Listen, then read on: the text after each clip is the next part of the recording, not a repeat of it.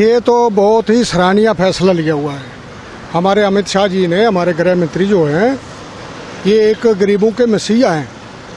इन्होंने सोच समझ के फैसला लिया है। अम्बानी ऐसे बड़ी टाटा बिरला डालमिया ऐसे बड़े बड़े सेठ अरबों खरबोंपति जो वहाँ इंडस्ट्रियाँ लगाएंगे।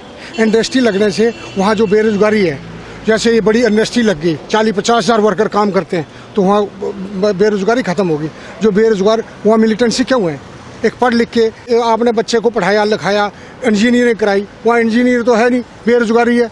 हमारे पड़ोसी देश क्या करते हैं, वो उनका दुरुपयोग करके उनको जाके पैसा लालच देते हैं। 10-12 लाख रुपया घर को दिया, उठो चल तू। वो बच्चा पहले मजबूर होता है, नौकरी तो है नहीं, उधर से माँ बाप का पैसा लग गया, उधर से माँ बाप कहते हैं नौकरी ढूंढ, वो नौकरी ढूंढता, नौकरी मिलती नहीं। ये बेरोजगारी किस वजह से? वहाँ के जो राजनेता थे, ये अब्दुल्ला खानदान, मुफ्ती खानदान, ये कांग्रेसी, इन्होंने आज तक इनका राज चला, शुरू से आज तक इन्हीं का राज रहा। इनकी गलत पॉलिटिक्स की वजह से ये गरीबी वहाँ पे है। कौन है तिरंगे को विरोध करने वाले? मत, उनके बाप दादा कई पीढ़ियां गुजर जाएंगी आगे। मैं जो कहता 370 पीढ़ियां भी गुजर जाएंगी ना, धारा 370 दोबारा नहीं आएगी। नमस्कार, स्वागत है आपका हमारे चैनल पर। जिस तरह से जम्मू कश्मीर की बात करते हैं, जम्मू कश्मीर जब से धारा 370 और 35 से हटाई गई है, तब से लगातार केंद्र सरकार वहाँ जम्मू कश्मीर में नए नए कानून लागू कर रही है और वहाँ के विकास के लिए, वहाँ के नागरिकों के लिए अच्छी सुविधाएं दे रही है। और आज एक बड़ा फैसला लिया केंद्र सरकार ने, जिसमें कि जम्मू कश्मीर के 11 कानून जो है वहाँ पे प्रभावी होंगे और 10 कानून जो राज्य सरकार थे उनके नाम बदल दिए गए हैं। तो और उससे भी बहुत बड़ी जो है फैसला लिया है कि ये मोदी सरकार ने एक बहुत बड़ा फैसला लिया है और गृह मंत्रालय ने नोटिफिकेशन जारी किया है, अधिसूचना जारी की है कि जम्मू कश्मीर में अब भारत का नागरिक वहाँ पे जमीन खरीद सकता है, अपने लिए रहने के लिए जो है मकान बना सकता है, बिजनेस के लिए दुकान कर सकता है और फैक्ट्री बना सकता है।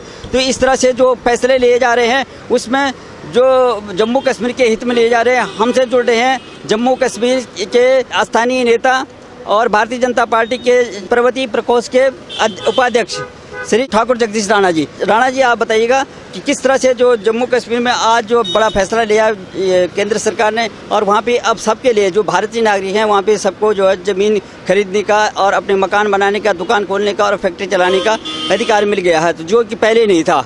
अब स्थानीय लोगों की जो है ना नागरिकता की जरूरत नहीं है। कोई भी भारतीय नागरिक जम्मू कश्मीर में और लेह लद्दाख में वो ज़मीन खरीद सकता है। तो आपको क्या लग रहा है, किस तरह से लेते हैं आप? ये तो बहुत ही सराहनीय फैसला लिया हुआ है हमारे अमित शाह जी ने। हमारे गृह मंत्री जो हैं ये एक गरीबों के मसीहा हैं। इन्होंने सोच समझ के फैसला लिया है। जम्मू कश्मीर में धारा 370 जो हटाई गई है, ये बहुत ही बढ़िया काम किया। जो 35 है, इसमें बहुत से उल्टे कानून थे, इसके प्राविधान बहुत उल्टे बनाए हुए थे। वो प्राविधान सब निष्कासित करके नए कानून, अब सेंट्रल गवर्नमेंट के कानून वहाँ लागू हुए हैं। तो ये बहुत अच्छा ही सराहनीय काम है। यहाँ का अगरचे नागरिक वहाँ नोटिफिकेशन ही जारी किया, इसमें बहुत अच्छा है। वहाँ के इधर से जितने भी कोई उद्योगपति हैं, जैसे उद्योगपति है हमारे अम्बानी ऐसे बड़ी टाटा बिरला डालमिया ऐसे बड़े बड़े सेठ अरबों खरबोंपति जो वहाँ इंडस्ट्रियाँ लगाएंगे। इंडस्ट्री लगने से वहाँ जो बेरोजगारी है, जैसे ये बड़ी इंडस्ट्री लग गई 40-50 हज़ार वर्कर काम करते हैं तो वहाँ बेरोजगारी ख़त्म होगी। जो बेरोजगार वहाँ मिलिटेंसी क्यों है? एक पढ़ लिख के आपने बच्चे को पढ़ाया लिखाया इंजीनियरिंग कराई, वहाँ इंजीनियर तो है नहीं, बेरोजगारी है। हमारे पड़ोसी देश क्या करते हैं, वो उनका दुरुपयोग करके उनको जाके पैसा लालच देते हैं। 10-12 लाख रुपया घर को दिया, उठो चल तू। वो बच्चा पहले मजबूर होता है, नौकरी तो है नहीं, उधर से माँ बाप का पैसा लग गया, उधर से माँ बाप कहते हैं नौकरी ढूंढ, वो नौकरी ढूंढता, नौकरी मिलती नहीं। ये बेरोजगारी किस वजह से? वहाँ के जो राजनेता थे, ये अब्दुल्ला खानदान, मुफ्ती खानदान, ये कांग्रेसी, इन्होंने आज तक इनका राज चला, शुरू से आज तक इन्हीं का राज रहा। इनकी गलत पॉलिटिक्स की वजह से ये गरीबी वहाँ पे है। ये जो धारा 370 हटी है, इन्होंने अपनी ढाल बना रखी थी। सबसे हिंदुस्तान में जितनी रियासतें देखो, सबसे ज़्यादा जम्मू कश्मीर को फंड्स जाता था। वो फंड्स कहाँ गया जी? वो जाके इनकी प्रॉपर्टियाँ चेक करो, अब्दुल्ला खानदान की, मुफ्ती खानदान की और ये कांग्रेसियों के। देखना अभी एक बहुत बड़ा घोटाला पकड़ा गया है, बहुत बड़ा स्कैंडल। मैं आपके माध्यम से बताना चाहता हूँ। वहाँ पे इन्होंने क्या किया था, रोशनी एक्ट बनाया। रोशनी एक्ट में ऐसा था, उससे पहले पीछे जाओ, शेख अब्दुल्ला के टाइम पे, फारूक अब्दुल्ला का जो पिताजी थे शेख अब्दुल्ला जी, उन्होंने एक कानून बनाया कि जैसे पहले ज़मींदार होते थे, अभी 200 कनाल 500 कनाल ज़मीन है, उनकी एक ऐसा कानून बनाया वहाँ पे ये हिंदू और मुस्लिम के दो प्रांतों में वो जो पॉलिटिक्स से करते थे उस हिंदुओं को कम तवज्जो देते थे। जम्मू में ज़्यादा हिंदू हैं और कश्मीर में मुसलमान हैं। वो इनकी चाल थी कि ऐसा उद्यम मचाया इन्होंने पीछे 4.5 लाख हमारे पंडित वहाँ से भगाए। वो क्यों भगाए? यही पॉलिटिक्स चल रही थी कि इनको मारो और इस्लामी कंट्री बनाओ। ये धारा 370 जो हटी है ना, इनका तो रोजी रोटी चले गई है। ये इस बार तिल मला रहे हैं। कोई कह रहा है मैं चाइना की मदद लूँगा। चाइना का मतलब लेने का क्या मतलब है? फारूक जी क्या कह रहे हैं? इतने जिम्मेदार आदमी होके चाइना की क्या मतलब लेंगे भाई? चाइना का मतलब है कि चाइना हम पे हमला करे, हमको हरा दे, फिर वो संसद में राज करे।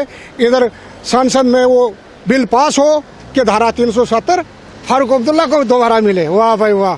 है ये देशद्रोही नहीं है? सरेआम ये देशद्रोही है। इसको मैं तो देशद्रोही मानता हूँ। इनको इमीडिएटली ये बाहर निकालने रखनी चाहिए। इनको सीधा अंदर जेल में होना चाहिए। इनकी तिहाड़ जेल में, उधर जेल जुल में मत करो, इधर तिहाड़ जेल में लाओ जहाँ निगरानी हो। ऐसा नहीं है। और महबूबा जी के तिरंगा के उठाने वाला कोई नहीं। उनके जो PDP का दफ्तर था, पीपल डेमोक्रेसी पार्टी, जम्मू में, कल की बात है, कल की उसके बैग परसों वहाँ जाके तो एक भाई ने झंडा लगा दिया। उसने देखा कि ये अकेला झंडा क्यों है पार्टी का? यहाँ के पार्टी का BJP का दफ्तर है तो पार्टी का झंडा तो लगेगा, साथ में तिरंगे का आपको कोई दिक्कत है क्या? हमारा तिरंगे के पीछे तो हम खून की नदियाँ बहा देंगे, तिरंगे के कोई हाथ लगाएगा तो। ये राष्ट्रीय ध्वज है, ये है तो हमारा राष्ट्र है, इसका पहचान ही हमारी तिरंगा है। तो वहाँ उसको क्या दिक्कत है भाई? कल शरेआम भारतीय जनता पार्टी के रविंदर रैना हमारे प्रदेश अध्यक्ष हैं जम्मू कश्मीर के, उन्होंने शरेआम तिरंगा यात्रा निकाली। आपने टीवी भी देखा होगा, बहुत बढ़िया। और उसके चारों तरफ जितना ऑफिस था तिरंगा ही तिरंगा। अभी भी देखो वो तिरंगे को हाथ एक भी लगाएगा तो पीपल डेमोक्रेसी पार्टी नहीं बचेगी जम्मू कश्मीर में। ऐसा थोड़ा है। ये राष्ट्रीय हित की बात करनी है। ये अभी जो कानून निकाला है, बाहर के आदमी, वहाँ बड़े बड़े उद्योगपति आएंगे और हमारे, हाँ, उसमें एक परिवर्तन होना चाहिए कि जैसे कोई प्राविधान हो, इसको परिवर्तन करना चाहिए मेरे विचार में, कि जैसे कि जो 10-15 साल उधर रह रहा है, उसका आधार कार्ड है, राशन कार्ड है, उधर का रहने वाला है, उसको इमीडिएटली वहाँ की ज़मीन का नागरिक बनाया दिए जाए। तो जैसे रोहनिया के मुसलमान, वह 40,000 मुसलमान हैं मोमदन, वो बाहर से अपनी वोट बैंक बनाया है महबूबा मुफ्ती जी ने, NC कांग्रेस, अब्दुल्ला खानदान ने। और ये खासकर जम्मू में कम से कम 60,000 ये मुसलमान रोहनिया वहाँ बसाए हुए हैं। जो चोर चिंगड़ा, जो चोर बाजारी होती है वो उनकी माध्यम से होती है जम्मू कश्मीर में। वो इमीडिएटली, वो ऐसा नहीं कि उनके नाम की ज़मीनें कर दी जाए कि मलकीयत दे दी जाए, हो गया, नहीं। वो बाहर के हैं।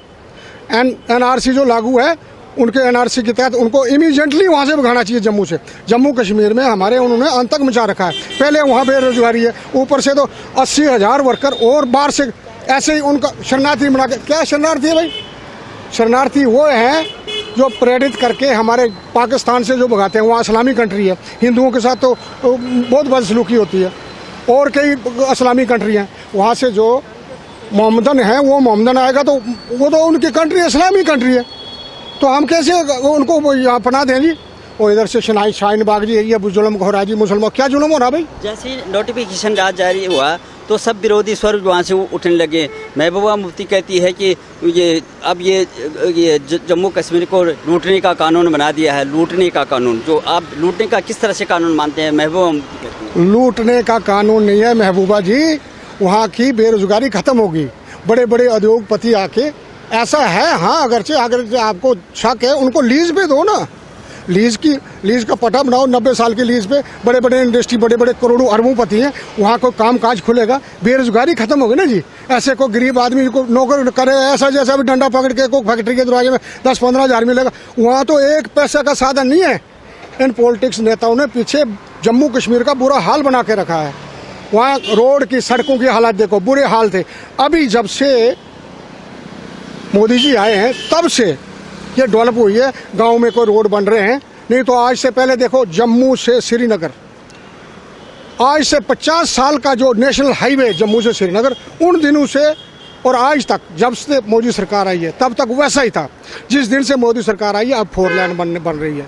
जो टंडल बना है, नासरी टंडल है, 12 किलोमीटर का टंडल है। वहाँ से 35 किलोमीटर आना और 35 किलोमीटर जाना, 70 किलोमीटर का पहाड़ी रास्ता था जो चनैनी से घूम के मोड़ से ऊपर जाते थे, कूद वगैरह जाके तो पटनी टॉप से पर नीचे उतरो तो बटोत से फिर नीचे। अभी 12 मिनट का रास्ता बना दिया। जो 3 घंटे का 2-2.5 घंटे लगते थे उतरते चढ़ते, और सर्दियों में इतनी प्रॉब्लम थी, वहाँ स्लिप मारती थी गाड़ियाँ। अभी भी बहुत प्रॉब्लम है, मगर ये बहुत अच्छा हुआ। ये जो टनल खोला है ये मोदी जी की मेहरबानी है।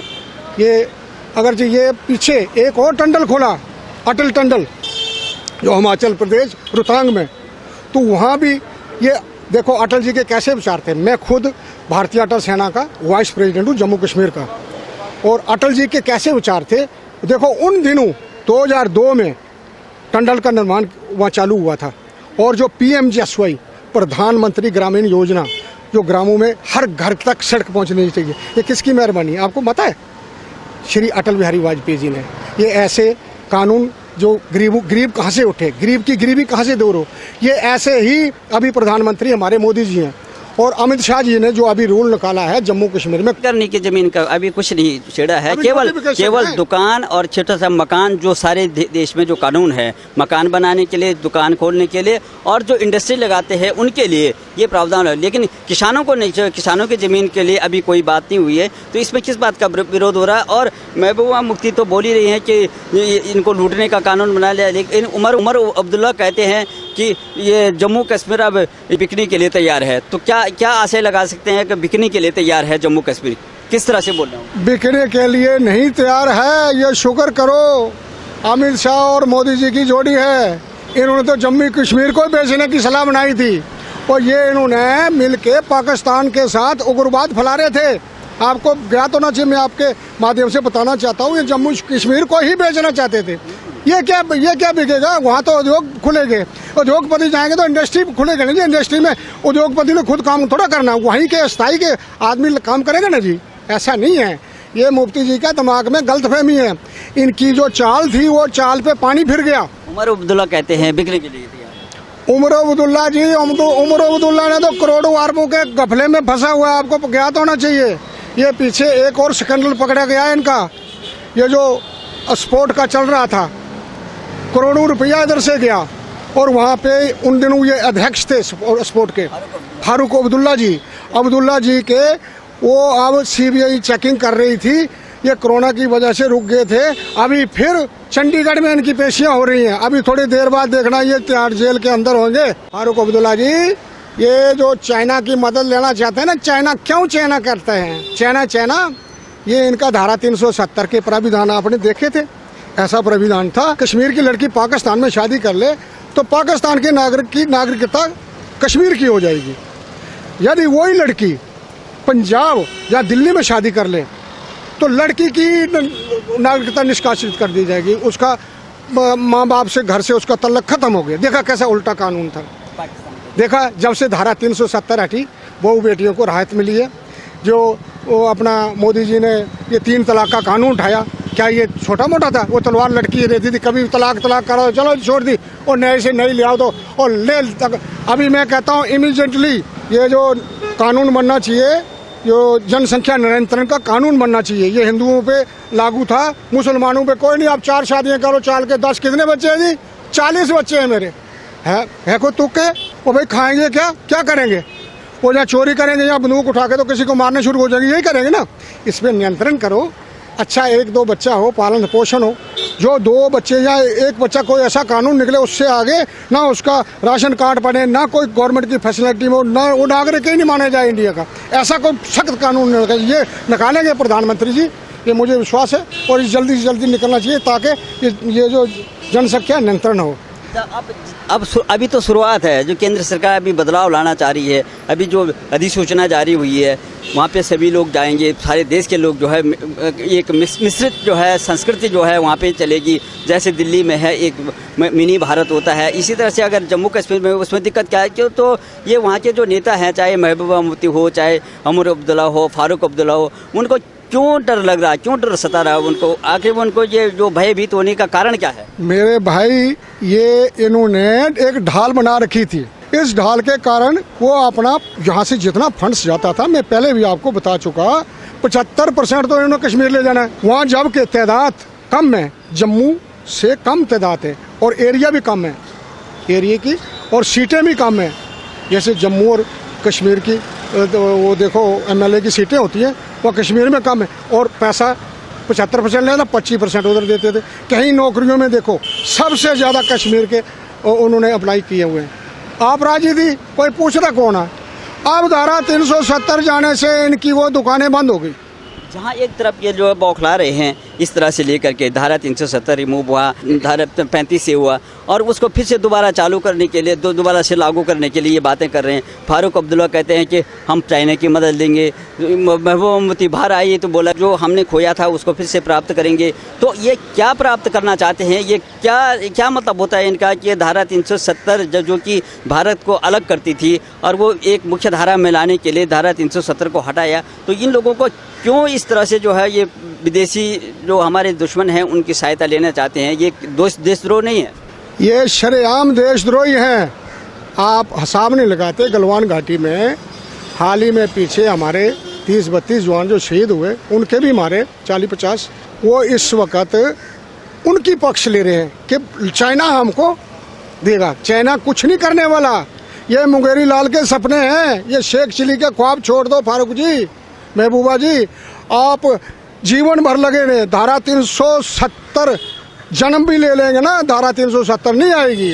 तो उनके जीते जी इनकी कई पीढ़ियां गुजर जाएंगी, मर जाएंगी। धारा 370 आने वाली नहीं है। वो मुफ्ती कहते आप संन्यास ले लिया, मैं चुनाव नहीं लड़ूंगी, क्या लगता है उनको? वो संन्यास, वो तो खुद ही कुदरती सन्यासी अभी उपद्र करेंगे ना। वो 14 साल अंदर संन्यास होगा उनका। तिहाड़ जेल में नहीं, वो जोधपुर की जेल में मई जून में ठोकनी चाहिए, अंदर गर्मी में। उसको पता लगे कि वाकई देशद्रोही क्या होता है। देश की हित की बात करो। मेरा उनसे फिर आग्रह है कि देश की हित की बात करो, देश की धारा में, मुख्य धारा में आ जाओ। ये जो ऊट पटंग की बातें, ये लोगों को कन्फ्यूजन। आजकल पढ़ी लिखी दुनिया, नेट पे आजकल पढ़े लिखे जो नौजवान हो गए, वो तो कहते हैं ना पुराना जो चल रहा था वही ताना मुना मुनेंगे। तो ये असलाम की वो क्या करते हैं, हमारा असलाम खतरे में हो गया, अब ये करो जी वो करो। जो भोले वाले जनता को गुमराह करते थे, आज वो जनता नहीं है, आज वो मुसलमान नहीं है। हमारे मुसलमानों को इंडिया में कहाँ पीछे रखा है? हमारे अब्दुल कलाम जैसे राष्ट्रपति रह चुके, कहाँ पीछे कहीं जगह गए? कहाँ पीछे हैं? आधे से ज़्यादा मुसलमान हमारे अब्बास नकवी जैसे हमारे मंत्रालय में कैबिनेट के मंत्री हैं। तो हमने कहाँ किस जगह पीछे रखा? हाँ, जो मुख्य धारा में जो आना चाहता है, जो मुख्य धारा से बाहर है, वो हमारा दुश्मन है। जैसे तिरंगे के विरुद्ध जो भी चलेगा वो हमारा पूरे इंडिया का दुश्मन है। जितने 135 करोड़ आबादी है हमारी भारत की, 135 करोड़ के विरुद्ध ज़्यादा 1 करोड़ होंगे। 134 तो फिर है। 134 करोड़ की विरोध करने वाले वो कौन है? तिरंगा का विरोध करने वाले मतलब ही नहीं। उनके बाप दादा कई पीढ़ियां गुजर जाएंगी आगे। मैं जो कहता 370 पीढ़ियां भी गुजर जाएंगी ना, धारा 370 दोबारा नहीं